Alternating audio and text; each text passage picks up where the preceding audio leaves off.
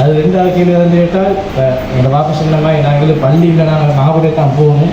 சரி, நான் 5 நேரம் விமானமாக விட்டலாம் தொழில் மழை காலங்களில் வந்து எங்களுக்கு சேர்த்து தொழில் முறையில் வந்து அதை தெளிவு பண்ணி காட்டுறேன். மழை காலம் வந்தால் சேர்த்து தொழலாமா? நாங்கள் வீட்டில் தொழியது 5 நேரமும் இந்த நாங்களும் வீட்டில் நிற்கிய வேலையை போகிற பேசி பள்ளி இல்லாத சுற்றி நிற்பண்ணம் எங்களுக்கு எதாவது தெரியுது. சரி, மழை நேரத்தில் வீட்டில் இருந்து நாங்கள் ஜம்மு செஞ்சு கொள்கிறோம், என்ன நிலைமைன்னு கேட்குறாங்க. நபி ஸல்லல்லாஹு அலைஹி வஸல்லம் சொன்னதாக ஒரு செய்தி வருது. நபிகள் நாங்கள் மதீனாவிலே மழை காரணம் இல்லாமல் அச்ச சூழ்நிலை இல்லாமல் மதீனாவிலே நாங்கள் ஜம்மு செய்யக்கூடியவர்களாக இருந்தோம். ரசூலுல்லாஹ் காலத்தில் நாங்கள் ஜம்மு செய்யக்கூடியவர்களாக இருந்தோம் என்று வருது. இப்போ மழை காரணம் இருந்தால் அதே மாதிரி அச்சமான சூழல் இருந்தால் தான் ஜம்மு செய்யலாம் என்று விளங்குது. அது இல்லாமலேயே சில நேரம் என்ன செய்வாங்களா, மதீனால ஜம்மு செஞ்சுக்கிறாங்க. ஜம்மு செய்கிறதுண்டா லுஹரோட அசரையும் மஹ்ரிபோட இஷாவையும் சேர்த்து தொழுறது. இது ஒரு பிரயாணத்தில் பொதுவாக கஸ்ரு செய்யலாம், சுருக்கி தொழலாம். 4 ரக்காத் கொண்ட தொழுகைகளை 2ஆக சுருக்கலாம். உள்ளூரில் இருக்கும்போது ஜம்மு செய்யலாம். எப்போ பொதுவாக பிரயாணத்தில் தான் ஜம்மு செய்யணும். ஆனால் உள்ளூர்லே இருக்கும்போது ஜம்மு செய்வதற்கு எப்போ அனுமதி கிடைக்குமெண்டா, மழை காரணமாக இருந்தால், அச்சமான சூழ்நிலை இருந்தால். இப்போ கொரோனா டைமில் வெளியே போகலாம். தொடப்பயம், பேசப்பயம், பரவரப்பயம், இந்த பலகப்பயம், சமைக்கப்பயம், பரிமாறப்பயம், கிட்ட நெருங்கினாலே ஓடுற பயம் என்று எல்லாமே மீட்டரின் ஜீவத்தை வேண்டாம். 1 மீட்டர் ஒரு கையளவு தூரத்திலே பழகிக்கோங்கன்ற மாதிரி வந்துருச்சு. பயந்தாங்களா, வெளியவே வர முடியலையா, அச்சமான சூழ்நிலை, ஒரு நோய் காரணமாக அச்சமான சூழ்நிலை. அப்போ என்ன செய்யலாம், ஜம்மு செய்து தொழலாம்.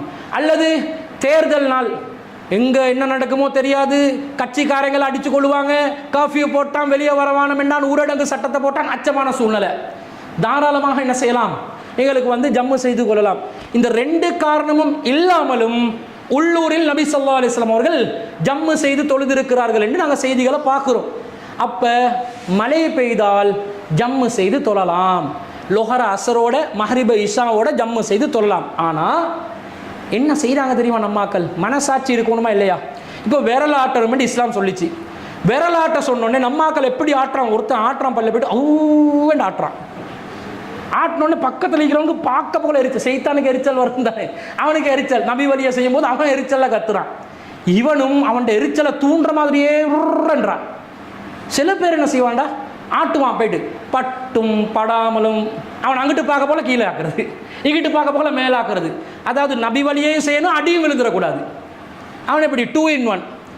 இந்த இடத்துல நாங்கள் என்ன சொல்லுவோம், ஃபாஸ்ட்டாக செஞ்சதாகவும் வரலை, ஸ்லோவாக செஞ்சதாகவும் வரலை, நடுநிலையை கடைப்பிடி. இதானே மனசாட்சி, நடுநிலை. இப்போ மழை பெஞ்சிச்சான், இவர் வீட்டில் ஜம்மு செஞ்சு தொழுவாராம், வியாபாரத்துக்கு வெளியே போவாராம்.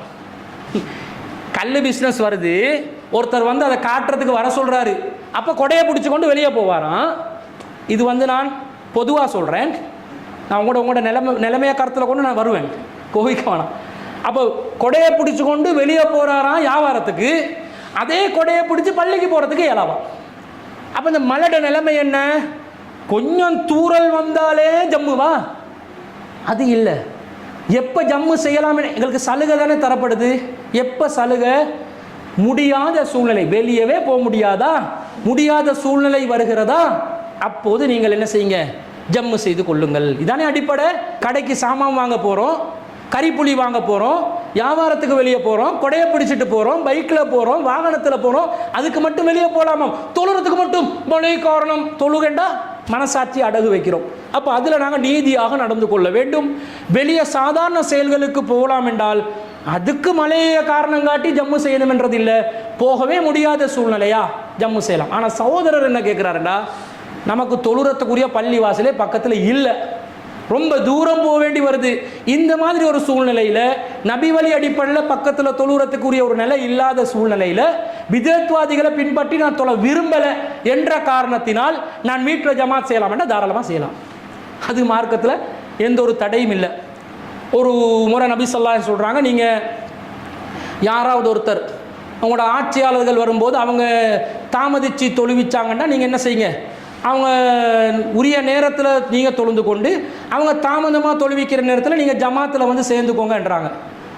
அப்போ நபி ஸல்லல்லாஹு அலைஹி வஸல்லம் என்ன சொல்கிறாங்க, உரிய நேரத்தில் நீங்கள் தொழுந்து கொள்ளுங்கன்றாங்க.